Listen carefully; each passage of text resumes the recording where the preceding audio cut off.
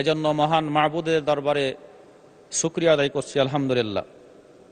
ধন্যবাদ জানাচ্ছি আমার নির্বাচনী এলাকা ৪৪ চাঁপাইনবাবগঞ্জ ২ আসনের সর্বস্তরের জনগণকে। মাননীয় স্পিকার, আজকে রাষ্ট্রপতির ভাষণ সম্পর্কে আনিত ধন্যবাদ প্রস্তাবের উপর দাঁড়িয়ে কথা বলছি, কিন্তু এই রাষ্ট্রপতিকে ধন্যবাদ দিতে পারছি না বলে আন্তরিক দুঃখিত। কারণ তিনি ফ্যাসিবাদের দোসর হিসাবে ইতিমধ্যেই খ্যাতি অর্জন করেছেন। এরকম খ্যাতিমান ফ্যাসিবাদের দোসরকে ধন্যবাদ দেওয়া সম্ভব হচ্ছে না। মাননীয় স্পিকার, অত্যন্ত সংক্ষুব্ধ হয়ে জানাচ্ছি, গতকাল চট্টগ্রামের সিটি কলেজে যে ঘটনাটি ঘটেছে, আমি মাননীয় স্বরাষ্ট্রমন্ত্রী মহোদয়ের দৃষ্টি আকর্ষণ করে বলতে চাই, এই ঘটনার সচিত্র বিবরণ বিভিন্ন পত্র পত্রিকা এবং সোশ্যাল মিডিয়াতে এসেছে। কাউরি উপর দায় না চাপিয়ে প্রকৃত ঘটনার সত্যতা যাচাই করে এর জন্য কারা দায়ী তাদেরকে আইনের আওতায় নিয়ে আসার আমি আবেদন জানাচ্ছি।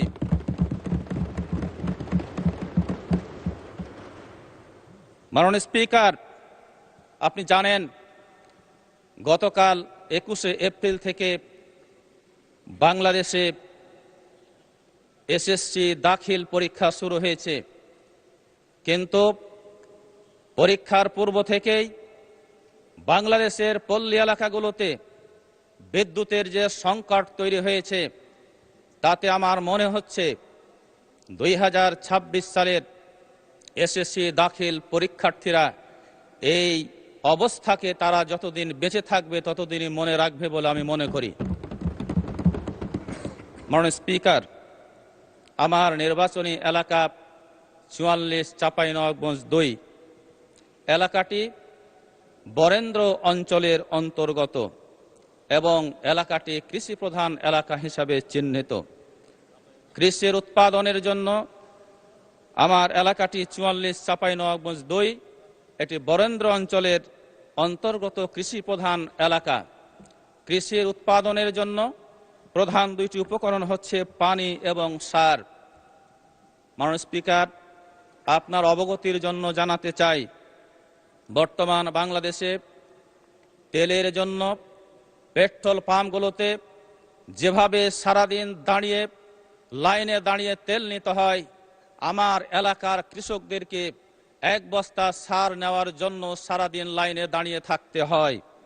আমি এই অবস্থার উত্তরণ ঘটানোর জন্য মাননীয় কৃষিমন্ত্রী মহোদয়ের দৃষ্টি আকর্ষণ করছি, রাসায়নিক সার বিশেষ করে ডিএপি সারের বরাদ্দ আমার নির্বাচনী এলাকাতে মেহেরবানি করে বৃদ্ধি করবেন। পানির ব্যাপারে মাননীয় স্পিকার, আপনার অবহিতের জন্য জানাতে চাই, এই এলাকাটির সাথে বিশেষ করে আমার ৩টি উপজেলা রয়েছে, নাচল, গমস্তাপুর এবং ভোলাহাট। এই নাচল উপজেলার সাথে নদীর কোনো সম্পর্ক নাই, কোনো সংযোগ নাই, যার কারণে এখন থেকে অনেক দিন পূর্বে ব্রিটিশ আমল থেকেই এই এলাকার কৃষিতে পানির সমাধানের জন্য অসংখ্য পুকুর খনন করা হয়েছিল, কিন্তু দুর্ভাগ্যজনকভাবে এই পুকুরগুলোতে এখন লিজ দিয়ে পুকুরের পানি কৃষিতে সেচ দেওয়ার জন্য এক ফোঁটা পানিও ব্যবহার করার সুযোগ দেওয়া হয় না। গ্রাউন্ড ওয়াটার এমন ভাবে ফল করেছে, ডিপ টিউবওয়েল থেকেও কিন্তু কৃষকরা পানি পেতে বাধাগ্রস্ত হচ্ছে। আমি আজকে মাননীয় কৃষিমন্ত্রী মহোদয়ের দৃষ্টি আকর্ষণ করে বলতে চাই, আমার এলাকার পুকুরগুলোকে লিজ দেওয়া বন্ধ করে আমাদের কৃষকদের ফসলে সেচ দেওয়ার কাজে ব্যবহার করার সুযোগ দেওয়ার জোর দাবি জানাচ্ছি। মাননীয় স্পিকার, আমাকে 2টি মিনিট সময় একটু বৃদ্ধি করে দিবেন। মাননীয় স্পিকার, সদস্য 1 মিনিট আমার এলাকার একটি প্রকট সমস্যা হয়েছে বেকারত্ব। এই বেকাররা তাদের হতাশাগ্রস্ত হয়ে মাদক সেবনে অভ্যস্ত হয়ে পড়ছে। মাদক একটি আমার এলাকার সামাজিক ব্যাধি হিসেবে চিহ্নিত হয়েছে। মাদক সেবীরা প্রকাশ্যে সমাজে ইভটিজিং করছে, চুরি করছে, ডাকাতি করছে, ধর্ষণ করছে। সুতরাং এই মাদক সেবীদেরকে যদি আমরা এখন থেকে এই মাদকের হাত থেকে রক্ষা করতে না পারি, তাহলে আমাদের ভবিষ্যৎ প্রজন্ম অন্ধকারের দিকে ধাবিত হবে। এর উত্তরণের জন্য আমার দুইটি প্রস্তাবনা রয়েছে। একটি হলো মাদক সেবীদেরকে মাদক থেকে ফিরিয়ে নিয়ে আসার জন্য খেলাধুলার সাথে সম্পৃক্ত করতে হবে, যার প্রেক্ষিতে আমার 3টি উপজেলাতে 3টি স্টেডিয়াম নির্মাণ করার জোর দাবি জানাচ্ছি। মাননীয় স্পিকার, সাথে সাথে দক্ষ জনশক্তি রপ্তানির জন্য আমার নির্বাচনী এলাকায় একটি প্রশিক্ষণ কেন্দ্র। মাননীয় সদস্য এ.কে.এম. সেলিম রেজা হাবিব, আপনার সময় 6 মিনিট। ধন্যবাদ মাননীয় স্পিকার। মহামান্য রাষ্ট্রপতির ধন্যবাদ প্রস্তাবের উপর কথা বলার সুযোগ দেওয়ার জন্য। মাননীয় স্পিকার, আমি প্রথমেই স্মরণ করছি বাংলাদেশের স্বাধীনতার ঘোষক, বাংলাদেশ জাতীয়তাবাদী দলের প্রতিষ্ঠাতা, বীর মুক্তিযোদ্ধা শহীদ রাষ্ট্রপতি জিয়াউর রহমানের প্রতি আমি গভীর শ্রদ্ধার সঙ্গে স্মরণ করছি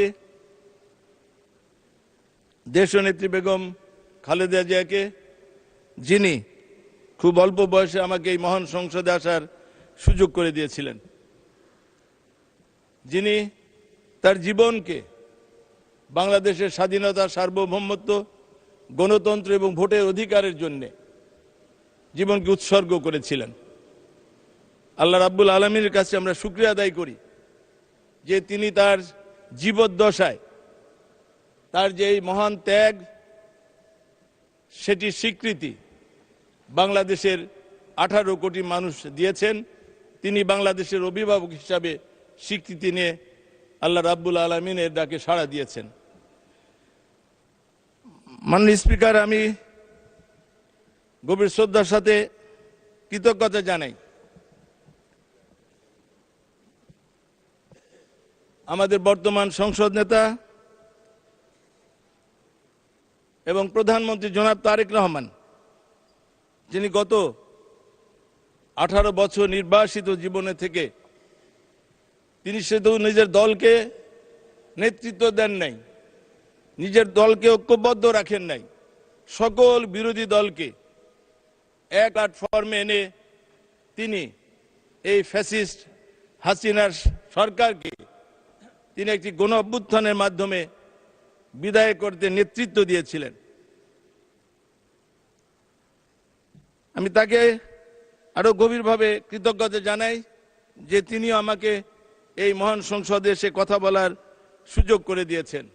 আমি কৃতজ্ঞতা জানাই আমার নির্বাচনী এলাকার 5 লক্ষ ভোটার যারা আমাকে বিপুল ভোটের মাধ্যমে বিজয়ী করে এই মহান সংসদে পাঠিয়েছেন তাদের কথা বলার জন্য। মাননীয় স্পিকার, মহামান্য রাষ্ট্রপতিকে আমি ধন্যবাদ জানাই যে তিনি তার বক্তব্যে বিগত ফ্যাসিস্ট সরকারের সকল অপকর্মের কথা তিনি তুলে ধরেছেন। তিনি স্বাধীনতার ঘোষক থেকে শুরু করে বিগত ফ্যাসিস্ট সরকার যে ইতিহাসকে মুছে ফেলতে চেয়েছিল, সেই ইতিহাসকে তিনি এই মহান সংসদে দাঁড়িয়ে স্বীকৃতি দিয়েছেন। সুতরাং আমরা যারা এই সত্যকে ধারণ করি, তারা অবশ্যই মহামান্য রাষ্ট্রপতির এই ভাষণকে আমরা ঐতিহাসিক বলবো। আমরা গত 18 বছর এই সংসদে আমরা যারা রয়েছি, একজন সংসদ সদস্য নেই যে যারা আমরা অত্যাচারিত, নির্যাতিত হই নাই। অথচ আমরা বুঝতে পারি না, মাত্র 2 মাস যে সরকারের বয়স, সেই সরকারের কে নিয়ে আজকে আমাদের বিরোধী দল যেভাবে অসহিষ্ণু আচরণ করছেন, যেভাবে আক্রমণাত্মক ভূমিকা রাখছেন, এতে কে উপকৃত হবে সেটি আমি আমার বিরোধী দলের নেতৃবৃন্দের কাছে আমার প্রশ্ন। আমরা অবশ্যই গণতন্ত্রে বিশ্বাস করি, যে গণতন্ত্রের জন্য 2008 থেকে শুরু করে 2024-এর 5ই আগস্ট পর্যন্ত হাজার হাজার ছাত্র জনতা রক্ত দিয়েছে। সেই গণতন্ত্রের জন্য আজকে দাঁড়িয়ে যদি গণতন্ত্রকে বিপন্ন করার জন্য যদি আমরা এখনই অসহিষ্ণু হয়ে উঠি, তাহলে আমরা কাদেরকে সুযোগ করে দিচ্ছি এটি ভাবার জন্য আমি আমার বিরোধী দলের নেতৃবৃন্দের কাছে আমি অনুরোধ রাখব। আমরা যেহেতু সবাই রাজনীতি করি দেশের জন্য, মানুষের জন্য, বিগত 18 বছর আমরা অনেকেই এই সংসদে আসতে পারতাম, কিন্তু শুধুমাত্র এই ফ্যাসিস্ট হাসিনার বিরুদ্ধে আমরা ঐক্যবদ্ধ হতে পারি না। মাননীয় স্পিকার, আমি বিরোধী দলের নেতৃবৃন্দের কাছে আহ্বান রাখবো যে জুলাই সনদ এবং জুলাই আদেশ নিয়ে যে বিতর্ক আপনারা করছেন, আমাদের প্রধানমন্ত্রী গত পরশু দিন বগুড়ায় পরিষ্কারভাবে বলেছেন যে জুলাই সনদে 31টি রাজনৈতিক দল ঐক্যমত কমিশনের মিটিংয়ে ঐক্যমত হয়ে যে সনদে তারা স্বাক্ষর করেছেন, তার প্রতিটি অক্ষর বাক্য তিনি এই সংসদে আলোচনার মাধ্যমে তিনি পালন করবেন। তাহলে বিরোধটা কোথায়? শুধু বিরোধিতার জন্য বিরোধে না করে আমি আহ্বান রাখবো যে আসুন গণতন্ত্রকে প্রতিষ্ঠিত করি, ভোটের অধিকারকে সুনিশ্চিত করি এবং দেশের স্বাধীনতা সার্বভৌমত্বকে আমরা রক্ষা করি। মাননীয় স্পিকার, আমাকে 1 মিনিট সুযোগ বলেন। 1 মিনিট বলেন, 1 মিনিটে শেষ করেন। জি মাননীয় স্পিকার, আমি আমার নির্বাচন এলাকার 2-1টি কথা বলে আমি শেষ করব। মাননীয় স্পিকার, আপনি জানেন আমরা প্রতি বছর ঈদের সময় আমরা উত্তরবঙ্গে যারা বসবাস করি তারা প্রতি ঈদেই আমরা খুব কষ্টের মধ্যে আমাদের যাতায়াত করতে হয় মাননীয় স্পিকার। তাই আমি আহ্বান রাখবো, মাননীয় প্রধানমন্ত্রীর দৃষ্টি আকর্ষণ করব যে আমরা উত্তরবঙ্গের বিশেষ করে পাবনা, নাটোর, রাজশাহী, চাপাই, কুষ্টিয়া এবং যশোর অঞ্চলে যে আমরা বসবাস করি তাদের জন্য দ্বিতীয় যমুনা সেতু খুবই প্রয়োজন। মাননীয় স্পিকার, এই দ্বিতীয় সেতু আমাদের প্রায় নেত্রী দেশনেত্রী বেগম খালেদা জিয়া পাবনায় 2টি জনসভায় যে তিনি দ্বিতীয় যমুনা সেতু আরিচা কাজিরহাট যে তৈরি করবেন।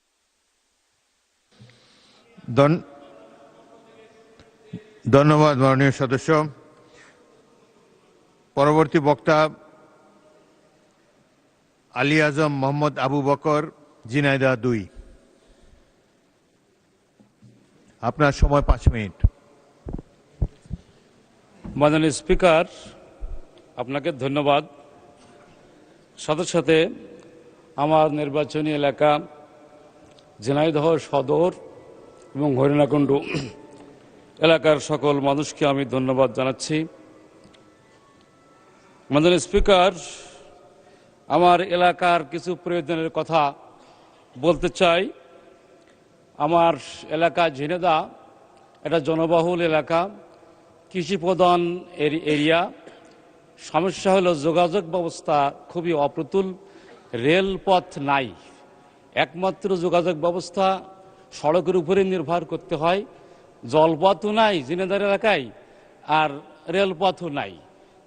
এখানে কৃষিবহুল একটা এলাকা, পণ্য সরবরাহ, লোকজন চলাচল করা, ব্যবসা বাণিজ্য, এই সব কিছুর জন্য একমাত্র সড়ক পথের উপরে নির্ভর করতে হয়, যার ফলে এখানে অতীব প্রয়োজন একটা রেলপথ স্থাপন করা। প্রসঙ্গতটা উল্লেখ করতে চাই, পার্শ্ববর্তী এলাকা রাজবাড়ির একটা এলাকা থেকে মাগুরা পর্যন্ত একটা রেলপথ এর কর্মসূচি চলমান আছে, নির্মাণ কাজ। সেটা যদি মাত্র এগিয়ে ঝিনাইদহ শহর পর্যন্ত আগানো যায় 28 কিলো রাস্তা, তাহলে ঝিনাইদহ জেলাটা এই রেলপথের আওতায় আসতে পারে। মাননীয় স্পিকার, আমার স্পিকার দ্বিতীয় যে কথাটা বলতে চাই মেডিকেল কলেজের স্থাপন, এর আগে আমি 71 বিধিতে সুযোগ পেয়ে 2 মিনিটের বক্তব্য মেডিকেলের কথা বলেছিলাম, আবারও উল্লেখ করছে। সময় বেশি নাই। একটা ঝিনাইদহ কৃষি বিশ্ববিদ্যালয় স্থাপন করা প্রয়োজন, আমি তার জন্য জোর দাবি জানাচ্ছি। আর সাথে সাথে আরেকটা কথা উল্লেখ করতে চাই, যশোর ঝিনাইদহ একটা 6 লেন রোড নির্মাণাধীন আছে।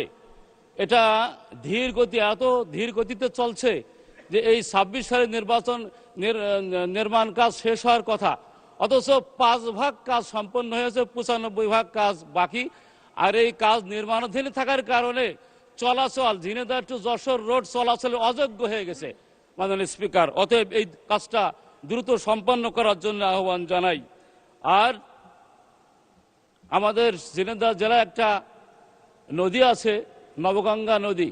এই নবগঙ্গা নদীটা খনন করা প্রয়োজন। পশ্চিম পাশে চুয়াডাঙ্গা জেলার অংশে খনন করা হয়েছে, পূর্ব পাশে মাগুরা জেলার অংশে খনন করা হয়েছে, কিন্তু ঝিনাইদহ জেলার অংশটা বাকি রয়েছে। এই ঝিনাইদহ জেলার নদী খনন করার জন্য আমি একটা কর্মসূচি গ্রহণ করার অনুরোধ জানাই। এরপর আমি বলতে চাই, দৌলতদিয়া পাটুরিয়া এই ঘাটে পদ্মার দ্বিতীয় সেতু হওয়া প্রয়োজন। এখানে কয়েকটা জেলা, ফরিদপুর, রাজবাড়ী, কুষ্টিয়া, মাগুরা, ঝিনাইদহ, চুয়াডাঙ্গা, মেহেরপুর, পশ্চিমাঞ্চলের সকল জেলায় উপকৃত হবে। অতএব পদ্মা দ্বিতীয় ব্রিজ পাটুরিয়া দৌলতদিয়ার উপরে নির্মাণ করার জন্য আমি আহ্বান জানাচ্ছি মহান সংসদে। সম্মানিত স্পিকার, আমি দুর্নীতির বিরুদ্ধে কথা বলতে চাই। দুর্নীতি আমাদের দেশে রন্ধ্রে রন্ধ্রে প্রবেশ করেছে। এই দুর্নীতির লাগাম যদি টেনে ধরা না যায়, সকল উন্নয়ন কর্ম সকল কিছুই ম্লান হয়ে যাবে মাননীয় স্পিকার। অতএব সেই সাথে সাথে টেন্ডারবাজি, চাঁদাবাজি, দখলদারিত্ব, রাজনৈতিক দুর্বৃত্তায়ন, মাদকতা আর ছড়াছড়ি, এই সব কিছু বন্ধ করার জন্য আমি জোর দাবি জানাচ্ছি মাননীয় স্পিকার।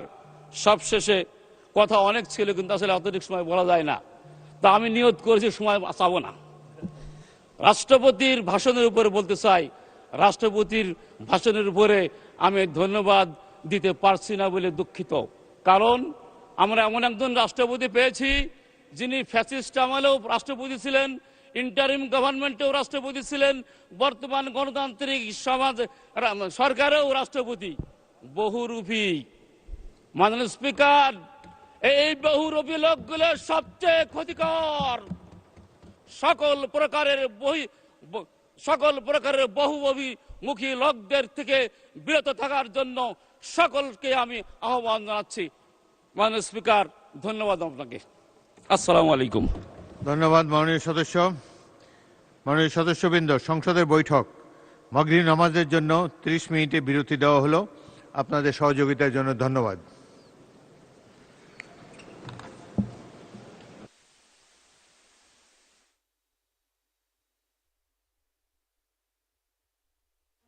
দেশের বিভিন্ন অঞ্চলে